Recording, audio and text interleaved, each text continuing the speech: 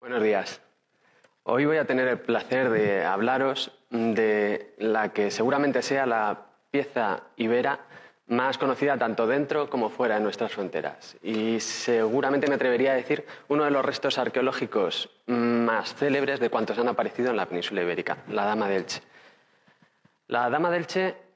es cierto, debemos reconocerlo, que su hallazgo antiguo y las circunstancias del mismo arrojan ciertas incógnitas sobre la pieza. Es cierto también que en los 125 años que median desde su descubrimiento han aparecido otras esculturas que seguramente nos aportan más información a los arqueólogos e historiadores sobre la cultura ibera. Pero no lo es menos que la extraordinaria calidad técnica, y me atrevería a decir también artística, de la pieza y el fantástico estado de conservación de la misma continúan presentándonosla hoy como una pieza singular. Apareció hace 125 años, como acabo de decir, en agosto de 1897 en la Alcudia, en la finca de la Alcudia, en el término municipal de Elche, en Alicante. En esos momentos, una cuadrilla de trabajadores agrícolas trabajaba en la finca para ampliar el regadío de la misma y plantar algunos ganados, y fue entonces cuando la descubrieron enterrada. Enterrada, según se dijo en una primera versión, tumbada y entremezclada con tierra, cenizas, fragmentos de cerámica, fragmentos de hueso. No obstante, con el paso del tiempo y cuando la mayoría de los integrantes de aquella cuadrilla habían fallecido, el último superviviente de la misma, el hijo del capataz, Manuel Campello, se dijo el verdadero descubridor de la Dama de Elche y sostuvo que frente a la versión que se había difundido en su momento, sin que realmente se supiera bien quién la había puesto en circulación, en realidad la Dama de Elche había aparecido vertical y protegida cuidadosamente con una hornacina de piedras. El hecho de que él fuera el único testigo de primera mano del descubrimiento hizo que su versión se diera entonces por buena y continúe hoy dándose como una de las posibles hipótesis sobre su descubrimiento. Aunque bien es cierto que algunas marcas en el lateral de la dama que parecen modernas y que parecen haber sido fruto de las herramientas modernas o del uso del arado en la finca, puede presentar algunas dificultades si aceptáramos que en realidad la dama se conservó siempre vertical en lugar de tumbada. Sea como fuere, en todo caso, a los 15 días de su descubrimiento, y por cierto unos 15 días muy convulsos, recordemos que 4 días después del descubrimiento de la dama fue asesinado nada más y nada menos que Antonio Cánovas del Castillo, el padre de la Restauración. En esos 15 días tan convulsos apareció por Elche un célebre arqueólogo francés, Pierre Paris, que medió para facilitar la compra de la pieza por el Museo del Louvre. En razón de esto, la dama se encaminó hacia Francia, donde solo regresaría en 1941, cuando en plena Segunda Guerra Mundial se suscribió un acuerdo de intercambio de piezas artísticas y arqueológicas entre el gobierno del general Franco y el gobierno del mariscal Pétain. Fruto de este intercambio no solo regresa a España la Dama de Elche, sino también otras célebres piezas como los relieves de Osuna o como el tesoro de Guarrazar, a cambio de las cuales España cedió a Francia piezas tan relevantes como algunas obras de Goya, Murillo y Velázquez. Cuando en 1941 regresa la Dama de Elche, regresa convertida en un auténtico icono patrio, no solo para el recientemente impuesto gobierno del general Franco, sino para, en realidad, todas las sensibilidades en liza en la primera mitad del siglo XX en España. Es por ello, por lo que, a diferencia de otras piezas que sí llegan al Arqueológico Nacional, la Dama de Elche queda expuesta en el Museo del Prado, de donde solo se trasladará definitivamente hasta el Arqueológico 30 años después, en 1971. En estos 125 años que han mediado desde el descubrimiento de la pieza, la Dama de Elche ha suscitado y espoleado un sinnúmero de estudios científicos que han abordado múltiples facetas de la pieza. Pero entre ellos brilla con luz propia, debido al singular estado de conservación de la escultura, aquellos análisis tendentes a evaluar su cadena de producción, es decir, su proceso de fabricación. Gracias a ello, y por ejemplo gracias a los análisis microscópicos, tanto ópticos como electrónicos, y gracias a los estudios de rayos X, se ha podido determinar que la pieza fue fabricada con una arenisca fosilífera, con unas cualidades muy específicas que permiten detectar que fue labrada con piedra extraída de las canteras del Ferriol, unas canteras que se sitúan 10 kilómetros al norte de la Alcudia de Elche. Hace 15 años un equipo franco-español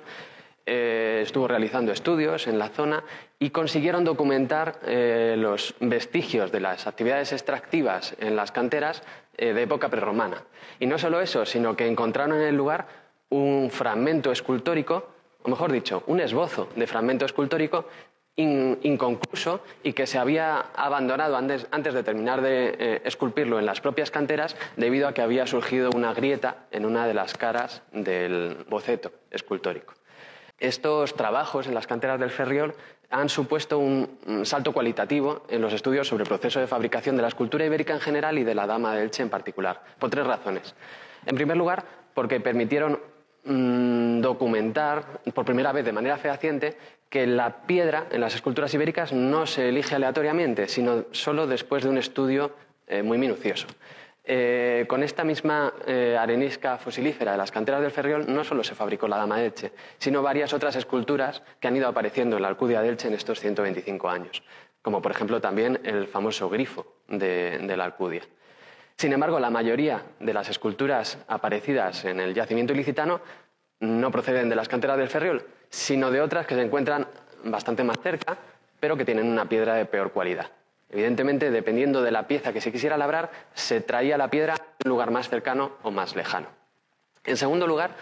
gracias a estos estudios se pudo documentar la técnica de extracción de la piedra, que se sacaba de las canteras en grandes bloques gracias a una hábil y sabia combinación de cuñas metálicas que eran insertadas en la piedra mediante mazos y la utilización de martillos tallantes, una especie de una herramienta parecida a unas hachas que utilizaban los canteros y que han venido utilizando en realidad hasta épocas bastante recientes. Y en tercer lugar, estos estudios permitieron documentar que esta piedra, una vez extraída, era desbastada y comenzaba su proceso esculpido en la propia cantera.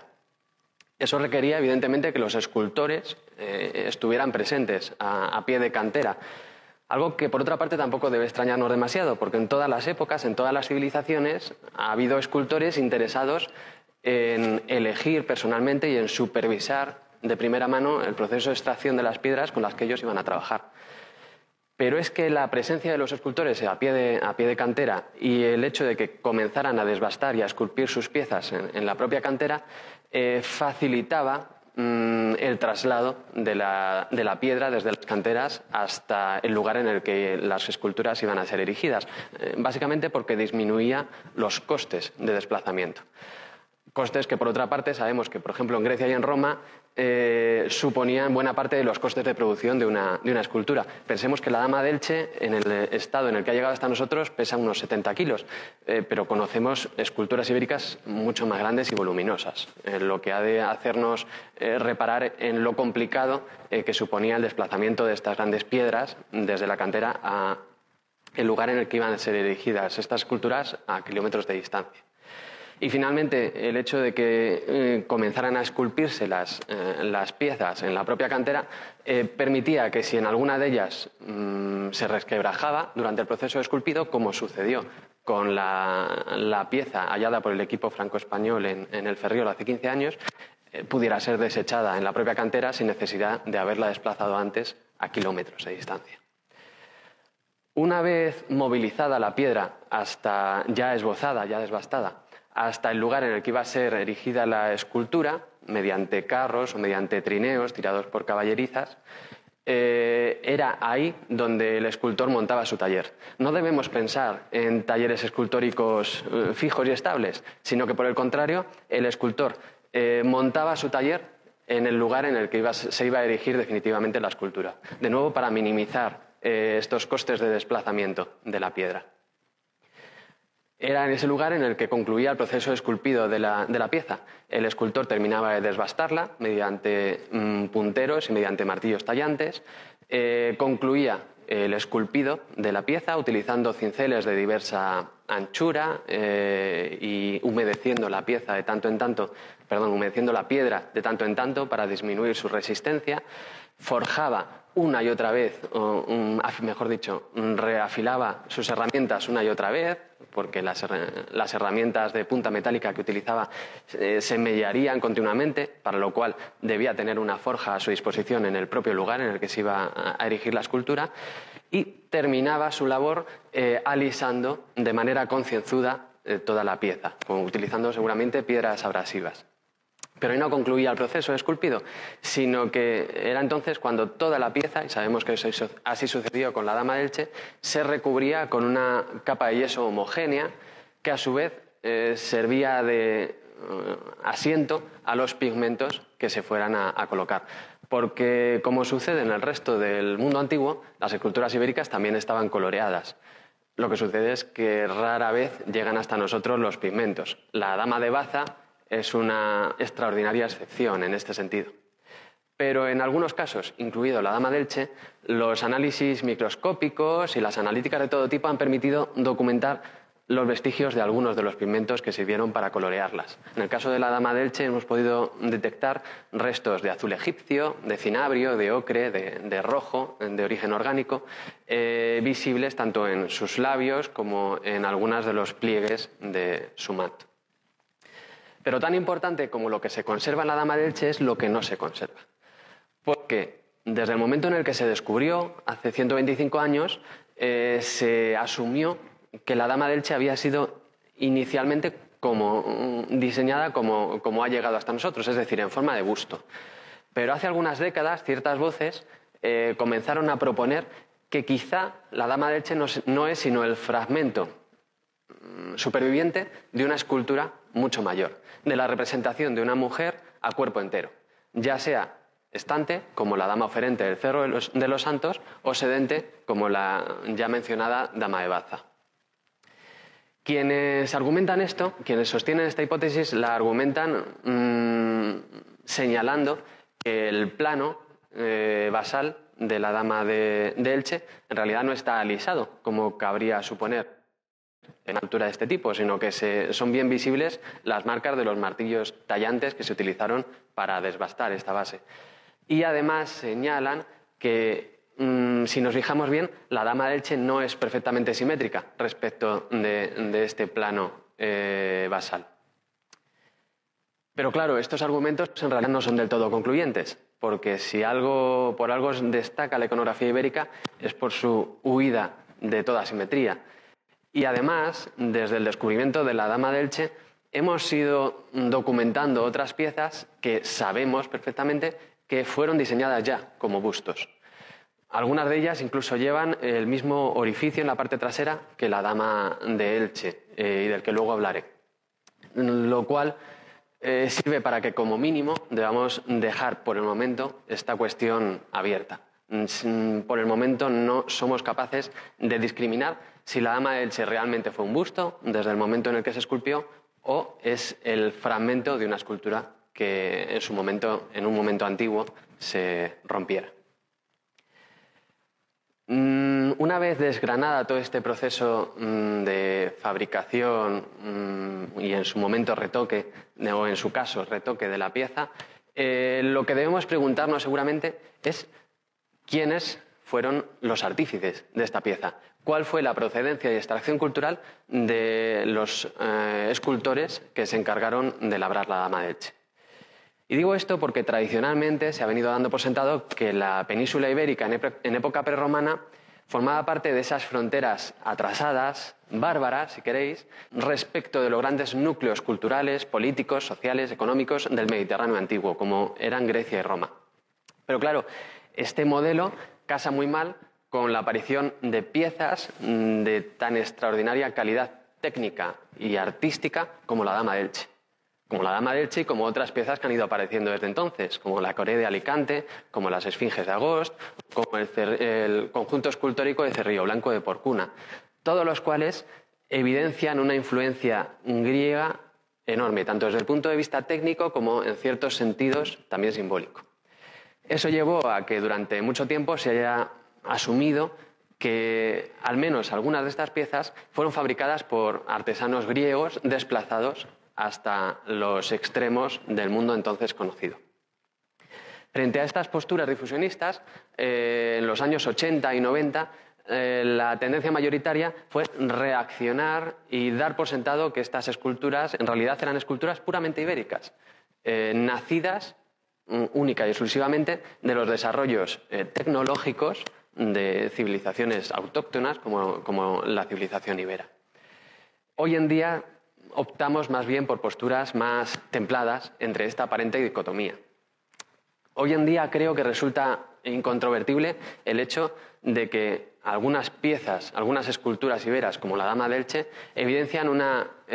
influencia griega notable. No podemos refutar la idea de que artesanos griegos se desplazaran hasta la península ibera y establecieran aquí sus talleres. Como de hecho tenemos documentado que en el otro extremo del mundo, en esa misma época, en el siglo V, había escultores griegos trabajando de manera estable en la corte del rey persa, nos lo dice Plinio el Viejo. Tampoco podemos refutar la idea de que hubiera artesanos iberos que se desplazaran a alguna de las colonias griegas de la propia península ibérica, Ampurias y Rodas, o del Mediterráneo central, para completar su aprendizaje, menos en un mundo tan interconectado como él era el Mediterráneo clásico. Pero esta influencia y estas posibilidades no deben ocultarnos el hecho de que estas esculturas son efectivamente esculturas iberas y no griegas. Son esculturas que quizás introducen una estética, unos signos griegos, pero esos signos griegos nos están hablando en un lenguaje puramente ibérico. El lenguaje de unas élites iberas que utilizaron a estas esculturas y quizá a esos artesanos griegos o formados en determinadas técnicas nacidas en Grecia para representarse a sí mismas y para representar el mundo tal y como ellos lo concebían y tal y como legitimaba su propia preeminencia social. Hablando de esas élites que encargaron este tipo de esculturas, he de retrotraerme a un elemento de la Dama de Elche al que ya he hecho mención anteriormente, el orificio que muestra en su parte trasera. Es un pequeño habitáculo que difícilmente pudo explicarse cuando la pieza fue descubierta hace 125 años, pero que gracias al hallazgo de la Dama de Baza en 1971 comencemos a comprenderlo mejor. Porque la Dama de Baza tiene otro habitáculo parecido, no en la parte trasera de la propia dama, sino en uno de los laterales de su trono. Y que gracias a que la Dama de Baza, a diferencia de la Dama de Elche, apareció en una excavación controlada y sistemática, pudo documentarse que dentro de ese habitáculo reposaban las cenizas de la difunta que utilizó la Dama de Baza como urna cineraria monumental, que escogió enterrarse dentro de esa escultura. Tras el hallazgo de la Dama de Baza hemos encontrado otras esculturas iberas, algunas de ellas con forma de busto, que muestran estos habitáculos seguramente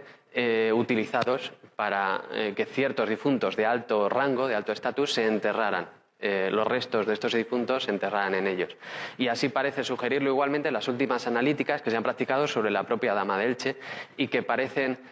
al menos sugerir que en ese habitáculo trasero reposaron en cierto momento restos óseos cremados. Así pues, y en definitiva, uno o una aristócrata, no sabemos su género, no sabemos su sexo, se escogió enterrarse en esta escultura. Escogió utilizar la Dama de Elche como lugar en el que reposar durante la eternidad. Lo que no sabemos es cómo ese o esa difunta concebía a la mujer que está representada en la Dama de Elche. No sabemos si se trata de un retrato de quien se enterró en su interior. Así se sugiere para la Dama de Baza, pero para el caso de la Dama de Elche es más difícil sostenerlo, por el carácter idealizado, casi abstracto, de las facciones de la propia Dama de Elche. No sabemos si se trata de un retrato, como decía anteriormente, o de la representación de una diosa o de una difunta divinizada. Estas dos hipótesis últimas parecen más probables, pero nos llevarían a suponer que un o una aristócrata en un momento dado se apropió de esta imagen de la divinidad o de una antepasada divinizada para que le acompañara en el difícil tránsito hacia el más allá, dotándose así de un más allá más benigno, más fácil que el del común de los mortales, que no tenían acceso a enterrarse con una escultura de este tipo. En último lugar, esta función funeraria para la Dama de Elche nos lleva a una última incógnita. Si se trata de una escultura utilizada como urna cineraria, debió depositarse en una tumba situada en una necrópolis. Y sabemos que las necrópolis en el mundo ibérico se situaban fuera de los poblados. Sin embargo, la Dama de Elche apareció dentro del poblado de la Alcudia. Esto nos pone sobre el rastro de un penúltimo episodio en la historia de la Dama de Elche que nos resulta totalmente desconocido.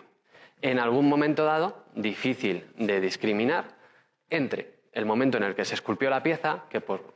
paralelos estilísticos podemos pensar que fue entre el V o el IV a.C., y el ocaso de la civilización ibérica. En algún momento, como digo, en ese medio siglo, alguien cogió la Dama de Elche de la necrópolis en la que se encontraba y se la llevó de vuelta al poblado de la Alcudia de Elche, por unos motivos que ignoramos, y si aceptáramos que la pieza no es una escultura entera, sino un fragmento de la misma, posiblemente en conexión con la posible rotura de esa escultura. En estos momentos hay un equipo de arqueólogos y arqueólogas de la Universidad de Alicante que están trabajando en la Alcudia de Elche en el contexto en el que apareció la dama, precisamente para intentar saber algo más sobre ese penúltimo episodio de la historia de la Dama de Elche. Sus trabajos, unidas a las investigaciones de otros muchos expertos en iconografía ibera, nos auguran que después de 125 años de conocimiento sobre la Dama de Elche, esta no solo tiene todavía muchas cosas que decirnos, sino que seguramente en breve comenzará a decírnosla. Muchísimas gracias.